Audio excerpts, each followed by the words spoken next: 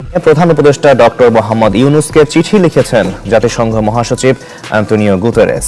Will be crucial as Bangladesh strives to become a middle-income country and implement the 2030 Agenda for Sustainable Development. Doctor Mohammad ইউনূসের বিরুদ্ধে আইনি পদক্ষেপ ও বাংলাদেশের মানবাধিকার পরিস্থিতি নিয়ে উদ্বেগ জানিয়েছে জাতিসংঘ। আর এখানেই প্রশ্ন, তাহলে কি বাংলাদেশে কোনো নতুন সমীকরণ তৈরি হচ্ছে? বিদেশি বন্ধু আর পর্যবেক্ষক মহলের কঠিন চাপে পড়েছে ডক্টর ইউনূসের অন্তর্বর্তী সরকার। সেসব বন্ধু যারা ইউনূস সরকারকে 8 আগস্টের পর বিনা বাক্য ব্যয়ে সমর্থনের ঘোষণা দিয়েছিল, মাত্র 100 দিনের মাথায় পরিস্থিতির ডক্টর ইউনূসের খেলা শেষ, শেখ হাসিনার বাংলাদেশ। হ্যাঁ, ঠিকই শুনতে পাচ্ছেন, জাতিসংঘ থেকে একেবারে খোলা চিঠি দিয়ে দিয়েছে ডক্টর ইউনূসকে যে তিনি আর ক্ষমতা থাকতে পারবেন না। চলেন আপনাদেরকে প্রমাণ সহকারে কয়েকটা ভিডিও ক্লিপ অংশ দেখাচ্ছি। পুরো ভিডিওটি কন্টিনিউ করেন, তাহলে এই ভিডিওর মাধ্যমে সবকিছু পরিষ্কার হয়ে যাবে। বিদেশি বন্ধু আর পর্যবেক্ষক মহলের কঠিন চাপে পড়েছে ডক্টর ইউনূসের অন্তর্বর্তী সরকার। সেসব বন্ধু যারা ইউনূস সরকারকে 8 আগস্টের পর বিনা বাক্য ব্যয়ে সমর্থনের ঘোষণা দিয়েছিল, মাত্র 100 দিনের মাথায় পরিস্থিতির নাটকীয় মোড় নিয়েছে। দেশের ভেতরে নানামুখী চাপের সাথে এখন যোগ হয়েছে বিদেশি বন্ধুদের চাপ। আমাদের বিশ্লেষণ হলো 5টি সুনির্দিষ্ট কারণে বিদেশি বন্ধু দেশ এবং আন্তর্জাতিক পর্যবেক্ষক সংস্থাগুলো থেকে অন্তর্বর্তী সরকারের উপর চাপ বাড়ছে। চলুন যাওয়া যাক বিশ্লেষণ। শেখ হাসিনা সরকারের পতনের পর 8 আগস্ট দায়িত্ব নিয়েছিল ডক্টর মোহাম্মদ ইউনূসের অন্তর্বর্তী সরকার। দায়িত্ব নেওয়ার পরপরই বিশ্বের পরাশক্তিগুলোর পাশাপাশি বিদেশি রাষ্ট্রগুলো ঘটা করে বলেছিল ডক্টর ইউনূসের সরকারের সাথে কাজ করতে মুখিয়ে অন্তর্বর্তী সরকারকে সব ধরনের সাহায্য করতে চাই। বিশেষ করে সেপ্টেম্বরে জাতিসংঘের সাধারণ পরিষদের অধিবেশনে গিয়ে সাইডলাইন বৈঠকগুলোতে প্রধান উপদেষ্টা বিদেশি অনেক রাষ্ট্রের কাছ থেকে নানা ধরনের প্রতিশ্রুতি পেয়েছিলেন। তারপর দেশের অস্থিতিশীল পরিস্থিতি নিয়ন্ত্রণে আনতে পারেনি সরকার। গণমাধ্যমগুলোর খবর হলো 100 দিনে মানুষের প্রত্যাশা পূরণের ধারে কাছেও নেই সরকার। এমন পরিস্থিতিতে বিদেশি বন্ধু রাষ্ট্র, দাতা গোষ্ঠী ও আন্তর্জাতিক পর্যবেক্ষক সংস্থাগুলো ইউনূস সরকারের কর্মকাণ্ডে শুধু উদ্বেগই জানায়নি, বরং ইউনূস সরকারের কাছে তারা কি চায় সেটিও স্পষ্ট করে বলে দিয়ে সংস্থাগুলোর রিপোর্ট এবং বিদেশি রাষ্ট্রের প্রতিক্রিয়াগুলো বিশ্লেষণ করলে 5টি কারণ খুঁজে পেয়েছি। প্রথম কারণ হলো আইন শৃঙ্খলা পরিস্থিতির অবনতি। 5 আগস্ট শেখ হাসিনা সরকারের পতনের পর বিনা বিচারে পিটিএ, হত্যা ও নির্যাতনের ঘটনাগুলোকে শুরুর দিকে সরকার মানুষের পুঞ্জীভূত ক্ষোভের বহিঃপ্রকাশ বলে দাবি করেছিল। কিন্তু 3 মাসেরও বেশি সময় পার হলো, এই ধরনের ঘটনা পুরোপুরি বন্ধ হয়নি। সরকার দায়িত্ব নেওয়ার পর থেকে সবচেয়ে বেশি খারাপ অবস্থা আইন শৃঙ্খলা পরিস্থিতির। প্রতিদিনই চুরি, ডাকাতি, রাহাজানি ও হত্যাকাণ্ডের একাধিক ঘটনা গণমাধ্যমে প্রকাশ পাচ্ছে। কিছু ঘটনা তো রীতিমতো আতঙ্ক। উল্টো 5 থেকে 8 আগস্টের ঘটনায় স্বরাষ্ট্র মন্ত্রণালয়ের দায় মুক্তির নোটিশ বিদেশিদের কাছে ভিন্ন বার্তা পৌঁছে দেয়। এমন পরিস্থিতিতে চিন্তিত বিদেশি বন্ধু দেশ ও দাতা সংস্থাগুলো। সবচেয়ে বড় বন্ধু রাষ্ট্র যুক্তরাষ্ট্র গত 11 সেপ্টেম্বর বাংলাদেশে যুক্তরাষ্ট্রের নাগরিকদের জন্য ভ্রমণে লেভেল 3 নিষেধাজ্ঞা দেয়। যুক্তরাষ্ট্র ও যুক্তরাজ্য দুই দেশই কোনোভাবে পার্বত্য চট্টগ্রাম এলাকায় না যাওয়ার নিষেধাজ্ঞা দিয়েছে। দাতা সংস্থাগুলো একইভাবে তাদের কর্মীদের সতর্ক করেছে। এমন পরিস্থিতিতে অনেক দাতা সংস্থা তাদের বিভিন্ন প্রজেক্টের কাজ সীমিত করতে বাধ্য হয়েছে। বাইরে আন্তর্জাতিক নিরাপত্তা নিয়ে কাজ করে এমন বেশ কিছু সংস্থা ইতিমধ্যে বাংলাদেশের জঙ্গিদের জেল থেকে পালিয়ে যাওয়া এবং থানা থেকে লুট হওয়া অস্ত্রগুলো উদ্ধার না হওয়ার বিষয়ে আশঙ্কার কথা জানিয়েছে। দ্বিতীয় কারণ হলো সংখ্যালঘুদের উপর নির্যাতন।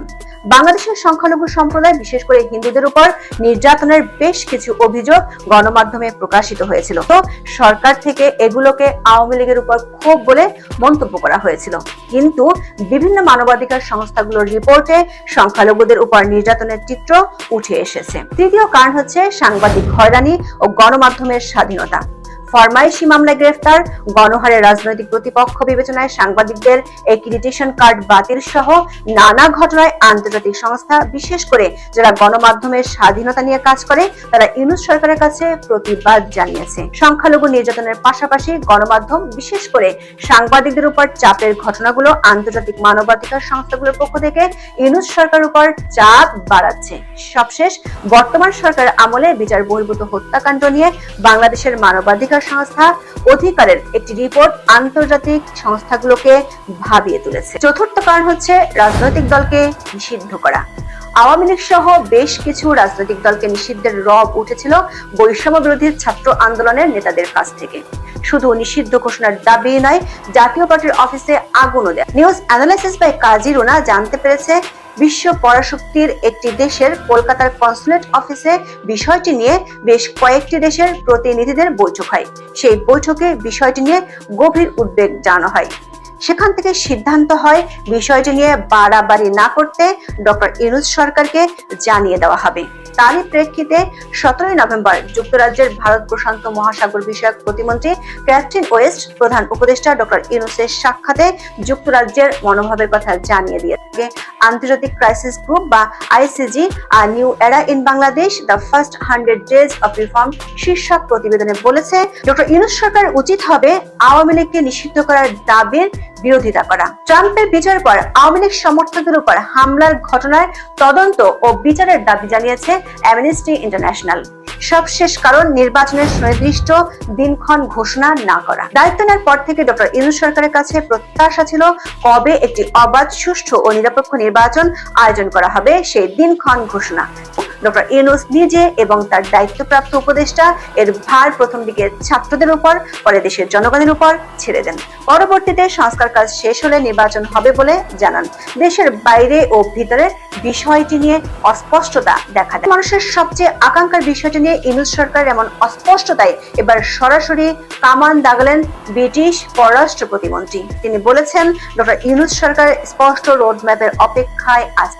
আইসিজি তাদের রিপোর্টে বলেছে, অন্তর্বর্তী সরকার যদি 18 মাসের মধ্যে নির্বাচন করতে না পারে তাহলে সামরিক হস্তক্ষেপ নেমে আসবে। বন্ধু ও দাতা সংস্থা এবং পর্যবেক্ষকদের এমন ইউটার্ন নেয়ার পেছনে অনুঘটক হিসেবে কাজ করেছে দুটি বিষয়।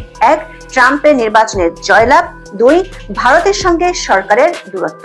ট্রাম্প ও তার দলের প্রতিপক্ষ ডেমোক্রেটের সাথে ডক্টর ইউনূসের ভালো সম্পর্ক। সেদিক থেকে 2016 সালের নির্বাচন থেকে ট্রাম্পের সাথে ডক্টর ইউনূসের একটি দূরত্ব আছে। হিন্দুদের উপর নির্যাতন নিয়ে ইতিমধ্যে মার্কিন নবনির্বাচিত প্রেসিডেন্ট ডোনাল্ড এবং তার সম্ভাব্য গোয়েন্দা প্রধান তুলসী গ্যাবার্ড উদ্বেগ জানান। ডোনাল্ড ট্রাম্প নির্বাচনে জেতার পর ইতিমধ্যে মার্কিন ভারতীয়রা বাংলাদেশের সংখ্যালঘু নির্যাতন নিয়ে ব্যবস্থা গ্রহণ করার জন্য দাবি জানিয়েছে। অন্যদিকে তুলসী গ্যাবার্ড সারা বিশ্বে হিন্দুদের অধিকার রক্ষায় বেশ সোচ্চার বলে কথিত আছে। দ্য ইকোনমিস্টের সবশেষ প্রতিবেদনে বলা হয়েছে, ডক্টর ইউনূস নিজের এবং তার উপদেষ্টা পরিষদের অনেকেই প্রকাশ্যে ভারত বিরোধী মন্তব্য করেছে। হিন্দুদের ইস্যুটি ছাড়াও পাকিস্তান এবং চীনের সাথে নতুন করে অতিরিক্ত হৃদ্যতাপূর্ণ সম্পর্ক ভারতকে ভাবিয়ে তুলেছে।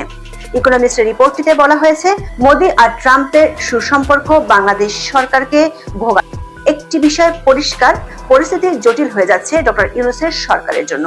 খুব শিগগিরই নির্বাচনের দিনক্ষণ ঘোষণা না করলে আন্তর্জাতিকভাবে অনেক বড় বড় বাধার মুখে পড়তে হতে পারে এই সরকারের।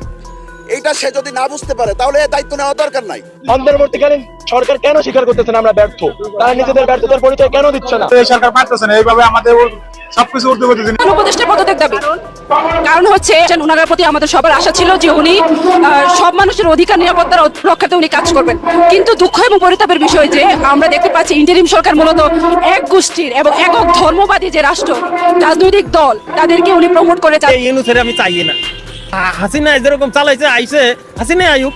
আপনারা পুরো ভিডিও ক্লিপটি দেখলেন এবং জাতিসংঘ থেকে কি বার্তা দিয়েছে সেটা শুনতে পারলেন। এই যে দেখেন, জাতিসংঘ থেকে কি বার্তা দিবে এটা তো কোনো বড় ম্যাটার নয়। কথা হচ্ছে গত কয়েকদিন আগের কথা বলি, ডক্টর ইউনূস যখন ক্ষমতা ছিল না, অর্থাৎ আওয়ামী লীগ সরকার ক্ষমতা ছিল তখনকার কথা বলতেছি, তখন আমেরিকা জাতিসংঘ থেকে বা আমেরিকা থেকে বা যুক্তরাষ্ট্র থেকে কয়েকটা দেশ থেকেই শেখ হাসিনাকে বলেছিল যে স্যাংশন দিয়েছিল বা নিষেধাজ্ঞা দিয়েছিল, অনেক মানুষ খুন করেছে বা বাংলাদেশের টাকা অনেক পাচার করার কারণে বিভিন্ন কয়েকটা দেশ থেকে কিন্তু স্যাংশন, তার মধ্যে একটা হচ্ছে আমেরিকা হচ্ছে তার মধ্যে একটা দেশ।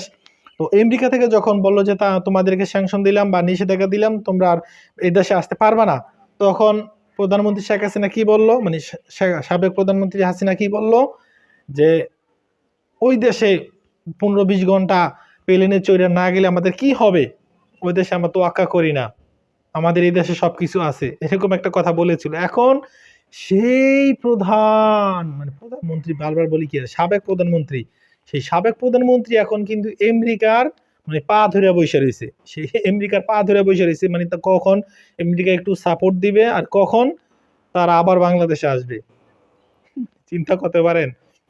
তো যাবো, এগুলো নিয়ে কথা বলতে চাই না, এগুলো মাথা নষ্ট, আমরা ভালো করে জানি। মাথা নষ্ট না হলে এই সমস্ত কথা কখনোই তাদের মুখ থেকে বের হতো না, কখনোই বের হতো না। দেখতে পাচ্ছেন কি পরিমাণ মাথা নষ্ট হলে পরে এই সমস্ত আজব বুঝি মানে কথাবার্তা যা মনে আছে আবল তাবল যা মনে আছে সেটাই বলা শুরু করছে এখন। তো জায়গার কোনো কথা, ভিডিওটি শেয়ার করে দিন। আল্লাহ হাফেজ। বাংলাদেশে শেখ হাসিনা বা আওয়ামী লীগের কোনো জায়গা হবে না, ডক্টর ইউনূস। হ্যাঁ, ঠিকই শুনতে পাচ্ছেন, ডেইলি স্টার তারা নিউজ করেছে, আপনারা দেখতে পাচ্ছেন। ডক্টর ইউনূস সাহেব বলেছেন যে বাংলাদেশের মাটিতে কোনো আওয়ামী লীগ, সন্ত্রাসীবাদ বা কোন শেখ হাসিনার মতো এই সমস্ত জালেমদের কোনো ঠাঁই হবে না, তাদেরকে জায়গা দিবে না।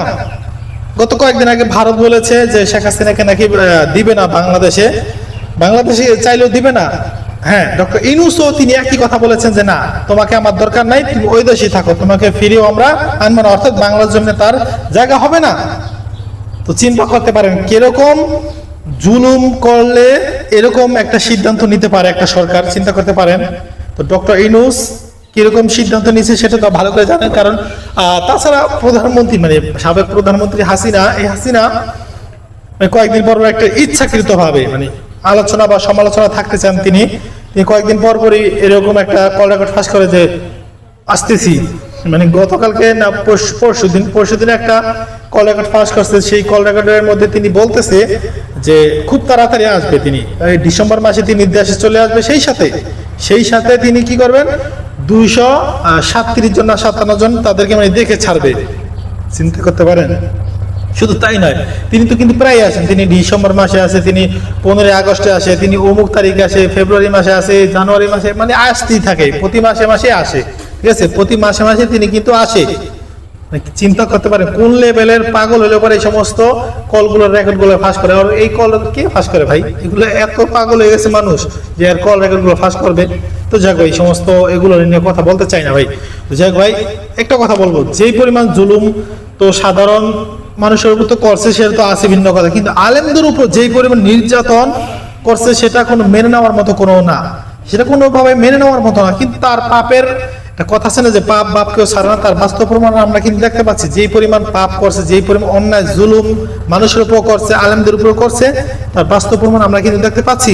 আজকে নিজের এত ভালোবাসা, এত দেশের জন্য ভালোবাসা, অথচ আমরা দেখতে পাচ্ছি যে এই দেশের টাকাগুলো কি পরিমাণ পাচার করছে, কি পরিমাণ দেশের টাকা পাচার করে তারা বাইরে সাম্রাজ্য করে তুলেছে, অথচ তারা কিন্তু দেশপ্রেমিক, অথচ একজন আলেমের ঠিকমতো থাকার জায়গাটুকু একটা মানে ভালো একটা বাসস্থান পর্যন্ত নাই, থাকবে যে সেই থাকার একটা ভালো বাসস্থান পর্যন্ত নাই, দেশপ্রেমিক তারা কিন্তু।